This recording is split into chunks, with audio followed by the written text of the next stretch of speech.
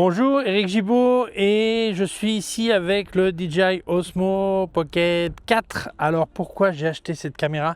J'avais déjà essayé la Pocket 3 que Digiphoto nous avait prêté avec Ingrid quand on est allé au Japon, à Tokyo, au CP+. Et je devais la rendre et vraiment c'est une caméra qui me manquait. Donc je vais te raconter, plutôt que de raconter tous les détails techniques, parce que ça tout le monde le sait déjà je pense. En fait l'autre caméra c'est l'Action 6. Eh bien je vais te parler de mes raisons pour lesquelles je pense que c'est très utile. Je vais enregistrer ça sur plusieurs fois. Et là aujourd'hui on profite que Ingrid, dis bonjour Ingrid, hop elle est par là, elle est dans un coin, alors voilà. Elle veut faire des photos de la Lune qui va sortir par là. Donc principalement, tu as un peu la réponse déjà, c'est pour faire des making-of et du vlogging pour ma chaîne YouTube et les choses que fait Ingrid. Donc, devine, c'est parti. Alors là, j'ai le Osmo Action 6 et là, j'ai le Pocket 4. Sur les deux, j'ai des filtres Freewell, des filtres ND pour couper la lumière, simplement pour avoir ce qu'on appelle le motion blur, donc ce flou cinéma. C'est-à-dire que j'enregistre une vidéo en 4K à 25 images secondes, donc mon obturation doit être à 1/50 de seconde. Si je ne mets pas le filtre, eh bien ça sera complètement surexposé. Alors certains disent qu'il n'y a pas besoin de ça, parce qu'en vlogging, ce n'est pas un drame du tout, et ce n'est pas faux.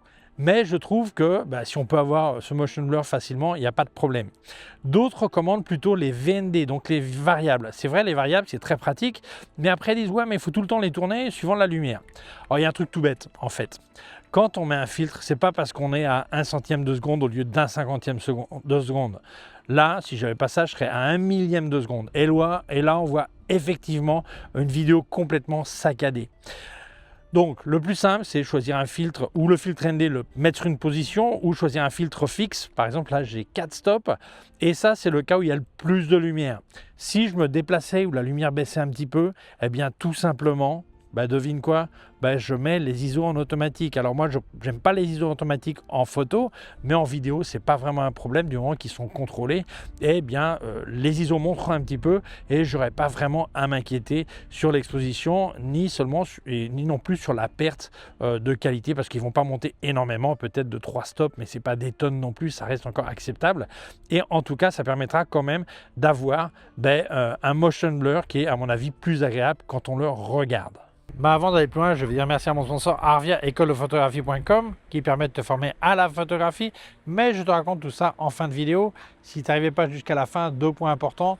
Le premier, si tu voulais profiter de ton CPF, compte personnel de formation, et te former à la retraite, n'oublie surtout pas de t'inscrire avant ton départ à la retraite. Une fois à la retraite, tu ne peux plus passer par CPF, il y a d'autres moyens, mais plus le CPF. Et encore plus important, pourquoi attendre la retraite pour te former? Tu peux déjà profiter de ton CPF, tu as simplement rajouté environ 103 € à ce pécule, du moment que celui-ci couvre le prix d'une formation. Et d'ailleurs, les demandeurs d'emploi n'ont pas à payer cette somme. Mais bon, je t'explique tout ça en fin de vidéo. Je te laisse leur téléphone qui est gratuit. Quand tu les appelles, c'est sympa de dire c'est de ma part. Le email, le site web, aussi un lien de leur forme photo qui est en français, qui est gratuit. Je t'invite à t'y inscrire et participer. Allez, c'est parti, on continue. Il y a un truc alors sur cette caméra. Là, je vais faire un double clic sur le visage de Ingrid et la suivre. Donc, tu vois, muévete. Vuelve por aquí. Et comme on voit, il ne confond pas les gens qui passent autour, passe à detrás. Elle va aller se cacher derrière moi. Ok, sigue. Ok, vuelve a salir, elle va ressortir. Et elle l'a récupéré sans problème.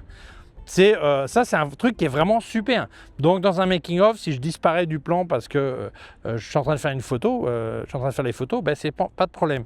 Et la caméra ne se trompe pas de personne. Il y a des gens qui passent, j'ai choisi Ingrid et elle ne se plante pas. C'est vraiment fantastique. Alors non seulement ça marche sur les personnes, mais aussi sur les objets. Là j'ai fait le double clic sur la boîte de filtre Freewell.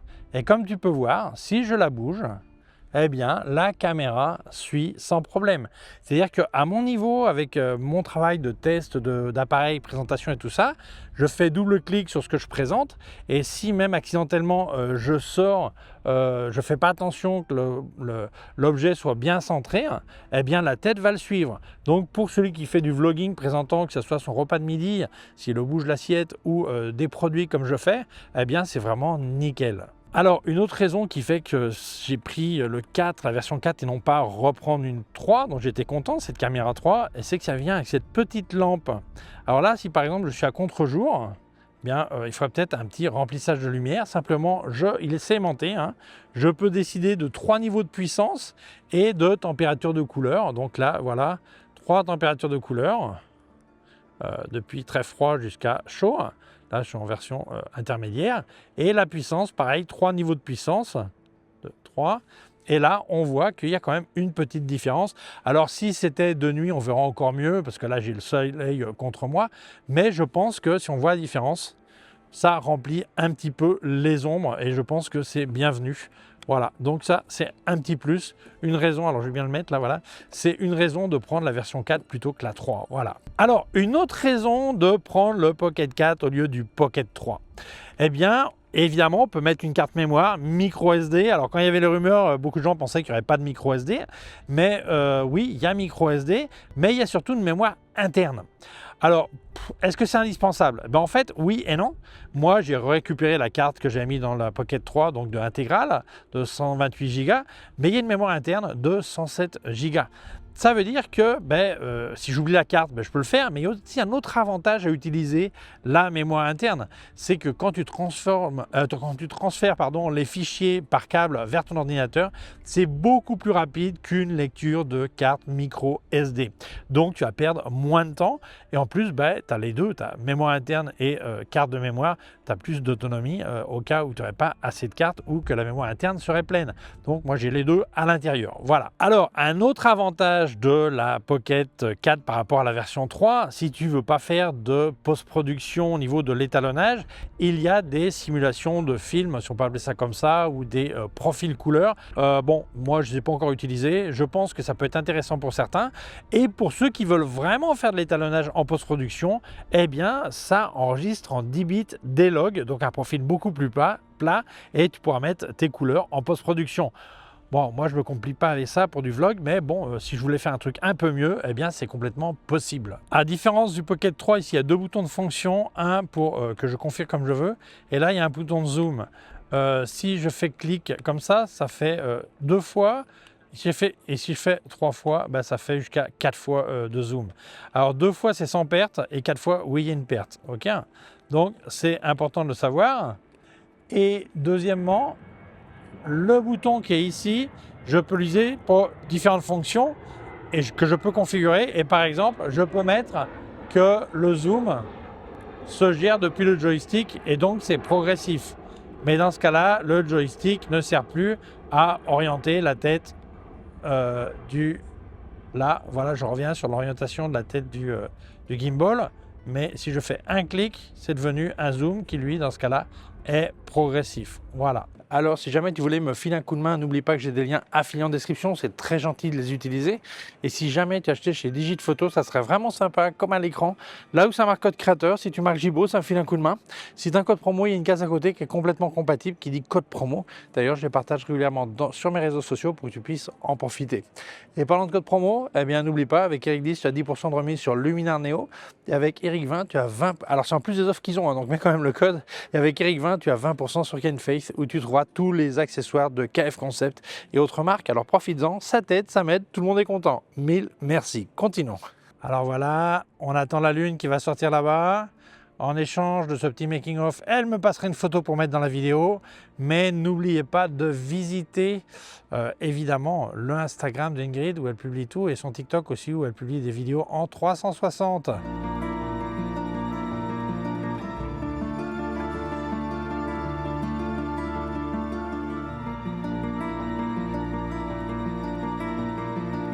Alors pour donner une idée de stabilisation, là je marche à une vitesse normale, hein. Bout de bras, ouais ok, je pourrais étendre un peu plus le bras. J'ai pas mis la lentille grand angle pour voir comment ça ferait, mais la stabilité je trouve que c'est très bien.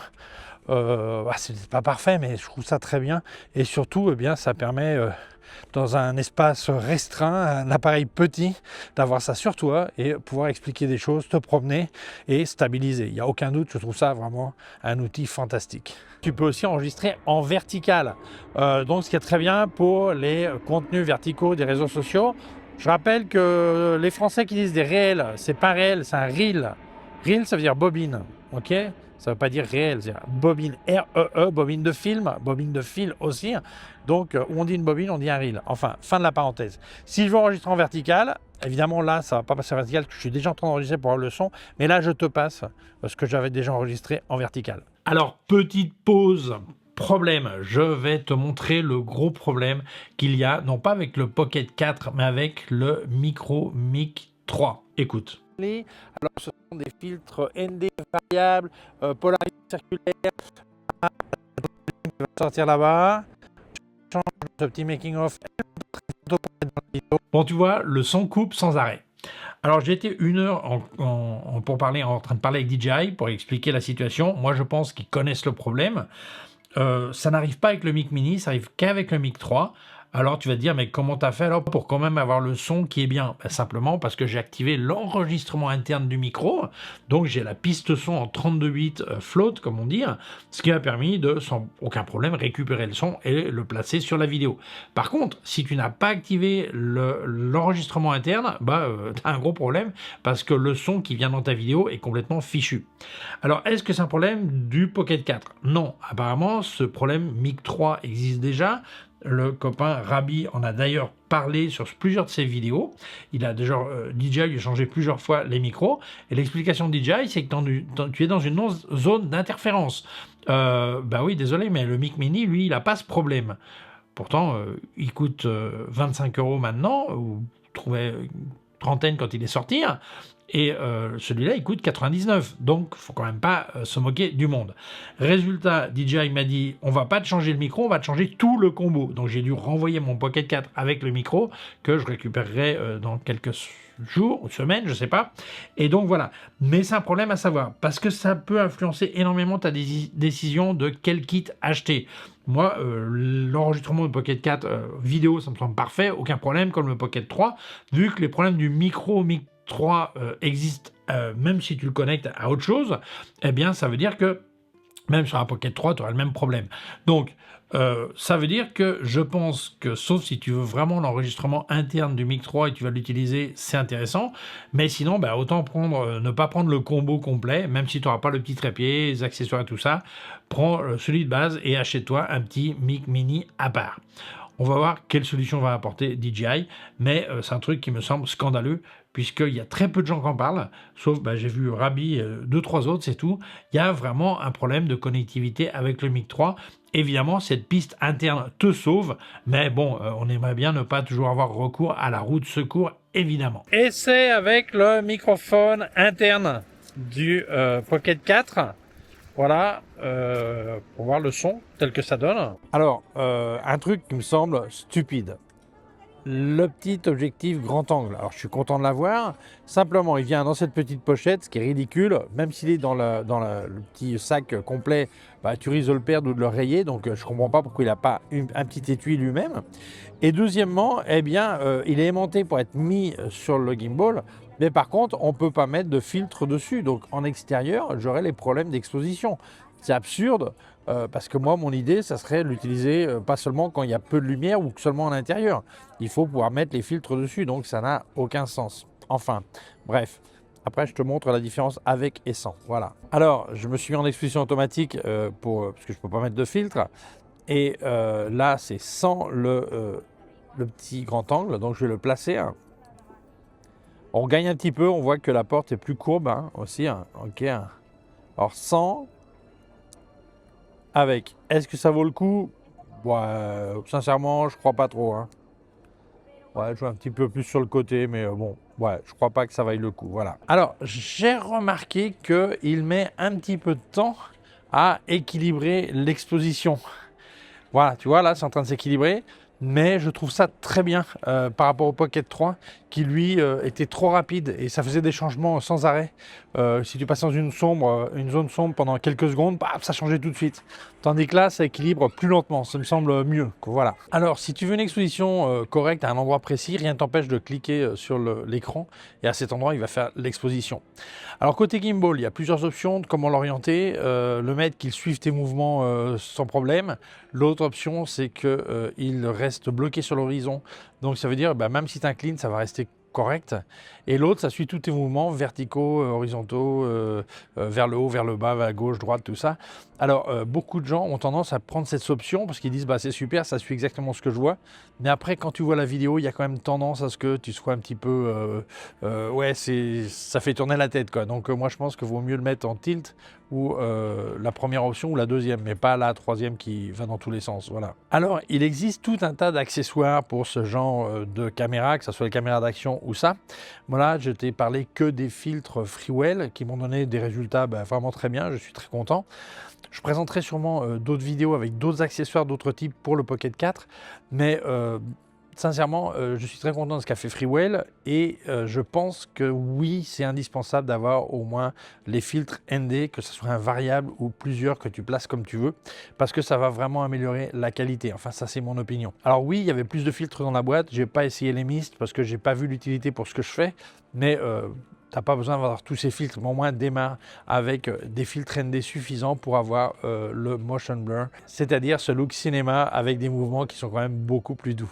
Alors là, je viens de mettre le filtre 5 stop, mais avec polarisant. Donc là, tu vois mon doigt, là, je suis en train de tourner le polarisant pour que tu vois qu'effectivement, ça coupe énormément les reflets. Voilà, donc sa fonction est nickel. Voilà, sans le polarisant, si je le tourne, on voit que le reflet est énorme. Alors, je ne vais pas te donner toutes les caractéristiques techniques parce que ça n'a aucun sens. Elles sont partout sur Internet, sur le site de DJI, plein de youtubeurs les ont expliqué. Je pense que c'est beaucoup mieux que je te raconte mes impressions, mes sensations et pourquoi je pense que c'est intéressant ou pas. Voilà. Alors, sur YouTube, on voit plein de comparatifs entre le Pocket 3, le Pocket 4. On a mis ravi, on a fait plusieurs. Sincèrement, je trouve ça techniquement intéressant. Ça, il n'y a aucun doute là-dessus. Ça me semble intéressant. Par contre, si je te parle sincèrement, il faut bien comprendre pourquoi sont faire ces caméras. À quoi ça sert? Pour de vlogging, de la documentation rapide, des petites choses simples. Tu ne vas pas à Hollywood avec ça. Donc, je pense que même s'il y a des différences entre une Pocket 3, Pocket 4, Insta360 et tout ça, qui sont bien réelles, est-ce qu'elles sont si graves que ça, dans un sens ou dans un autre? Dans certains cas, une va être meilleure que l'autre. Dans l'autre cas, ça va être l'inverse. Ça dépend sur quel point, sur quelle chose. Moi, ma règle, elle est simple. Si tu as déjà d'autres matériels DJI, par exemple une Action 6 ou un Osmo Nano ou un drone, prends chez DJI pour que les couleurs, le système, la compatibilité des micros, tout reste ensemble. Donc moi, je pense que c'est la méthode la plus intelligente. Si au contraire, tu as des choses chez Insta360, continue chez Insta360. On vient de sortir le Luna, ils vont le sortir là. Reste chez eux parce que pour les mêmes raisons. Mais je pense que à l'heure de l'utiliser, si tu n'as pas l'autre exactement à côté, tu ne vas pas voir la différence. C'est vraiment quand tu compares deux vidéos faites en même temps, au même moment, que tu verras une différence. Qu'est-ce que ça veut dire? Que ta vidéo n'aura aucun problème, peu importe l'outil que tu utilises dans ces cas-là. Si ce que tu recherches, c'est vraiment de la haute qualité pour faire, comme je dis, du Hollywood, c'est pas ça qu'il faut acheter. Il faut acheter une vraie caméra vidéo ou un appareil qui fait photo, qui fait aussi la vidéo d'un autre niveau, mais c'est une autre histoire. Je pense que ça, l'idée de cet outil, c'est ce que j'ai expliqué. La prise rapide, documenter quelque chose, du vlogging, du making-of dans mon cas. Voilà, c'est aussi simple que ça. Et pour ça, je pense que l'outil répond parfaitement. Voilà. La conclusion, c'est la suivante. Ça faisait longtemps que quand j'étais en voyage, je ne me prenais plus la tête à emmener des caméras pour enregistrer mes vidéos YouTube. Je faisais avec mon iPhone et j'étais content. Alors j'ai aussi les adaptateurs avec un disque SSD, tout ça, pour décharger directement sur le disque, tout ça, les filtres ND pour le iPhone et tout. C'est très bien, mais c'est plus grand que ça. Deuxièmement, tu mélanges tout, c'est-à-dire que tu as tes photos personnelles, tes vidéos personnelles qui finissent par être mélangées avec le professionnel et sincèrement, c'est un peu le bazar. Ça ne t'empêche pas de continuer à utiliser ton iPhone pour des montées directes sur les réseaux sociaux, des choses comme ça. Mais le Pocket 4, super. Alors, j'avais le doute si acheter un Pocket 3 à une époque. Finalement, j'avais décidé que non parce que je faisais avec mon iPhone. Et j'ai eu cette chance que Digiphoto nous a prêté à Ingrid et à moi quand on est allé au Japon, au CP+, le Pocket 3. Et là, j'ai vraiment flippé par le pratique, le rapide et tout ça. Alors, certains se demandent si c'est pas mieux de vlogger avec une caméra mirrorless. Sincèrement, non. Pourquoi? Parce que le vlog, c'est un truc spontané, ou comme une chose que je fais, essai, matos et tout ça. Et les gens, ils sont plus intéressés par l'information que tu vas donner que la super qualité. Pareil, il ne faut pas oublier le contexte. On n'est pas là pour faire du Hollywood. On est là pour raconter un truc, montrer un truc. Et il n'y a pas besoin d'un truc exceptionnel. Et là, la qualité est déjà très bien. Donc, je pense que aller avec un mirrorless, c'est plus de poids, c'est des objectifs, de ceci, de cela. Ça complique tout. Alors, ceux qui veulent le faire, ils peuvent le faire. Hein. Mais moi, je l'ai vécu et sincèrement, ça, c'est beaucoup plus pratique. Il n'y a aucun doute là-dessus. Alors, si on regarde les différences, certains vont me dire, mais est-ce que c'est pas mieux une caméra d'action ou pas? Alors, il ne faut pas oublier que le Pocket 4, lui, n'est pas étanche. C'est-à-dire que s'il pleut, c'est un problème. Pour ça, si tu as une situation atmosphérique problématique, il vaut mieux avoir une caméra d'action comme l'Action 6, par exemple. Ça me semble plus logique. Mais en fait, tu te rends compte rapidement que tout se complète. C'est-à-dire que moi, j'ai l'Action 6, j'ai le Osmo Nano et maintenant le Pocket 4. Avant, j'utilisais le 3 pendant quelques temps. Et en fait, tout s'utilise, tout se complète. Par exemple, celui-ci, on voit que la profondeur de champ est plus courte que sur une caméra d'action. Donc celui qui veut se détacher un petit peu du fond, il va préférer. Par contre, celui qui veut tout mis au point pour voir le contexte complet, il va préférer la caméra d'action. Donc en fait, tout s'ajoute. Et le gros avantage que je vois, c'est que pour un budget très raisonnable, tu peux avoir ce Pocket 4, ou tu pourras avoir un Pocket 4 plus une caméra d'action, ou plus le Nano, ou dans d'autres marques. Hein. Là, je parle de DJI parce que c'est ce que j'ai dans les mains. Mais je pense que ça, beaucoup de gens ne se rendent pas compte que c'est pratique, c'est rapide à mettre en œuvre. Il y a des fois où on ne te laisse pas faire de la vidéo avec une caméra plus grande et là, ils ne vont rien trop te dire. Je pense que tout se complète et c'est vraiment l'outil que je recommande pour ce que je fais. Après, chacun doit voir un petit peu le style de vidéo qu'il fait, s'il en aurait l'utilité ou pas. Je pense que ça, c'est quelque chose de très personnel. Mais dans le contexte que j'utilise ce genre d'outil, moi, c'est de loin le truc qui m'a plu le plus, mais de très loin, avec la caméra d'action aussi. Mais là, au niveau de promener, faire une prise de vue, pouvoir bouger, tout ça, c'est vraiment fantastique. Donc pour moi, c'est complètement recommandable. Donc, aussi bien les filtres Freewell si t'intéressait que ce Pocket 4, je te laisse des liens en description où est-ce que tu peux acheter tout ça si jamais ça t'intéressait. Donc, profites-en. Mais avant de te dire au revoir, je vais dire merci à mon sponsor Arvia écoledephotographie.com qui permet de te former à la photographie à distance, donc par Internet. Mais ce n'est pas que la théorie, tu as aussi des exercices pratiques à faire que tu devras monter sur leur plateforme. Et ce sont des professeurs diplômés en photographie qui vont te corriger. D'ailleurs, c'est une réunion virtuelle de temps en temps avec ton prof qui dit ce qui va pas, t'encourage et tout ça. Enfin, le boulot d'un prof. Alors, ils ont 6 types de formations, depuis devenir amateur averti, comme on dit, jusqu'à professionnel. Et les formations durent entre 8 et 12 mois, suivant celle que tu choisis, et tu passeras 10-12 heures par semaine. Alors certains passent 8, certains passent 15, ça dépend de l'avancement de la formation, ça dépend de tes connaissances au départ, mais enfin, ce qui est logique. Alors, le mieux, ça reste d'appeler Arvia. Donc, quand tu les appelles, c'est sympa de dire c'est de ma part. L'appel est gratuit en plus, donc profites-en. Et tu leur exposes tes envies de formation.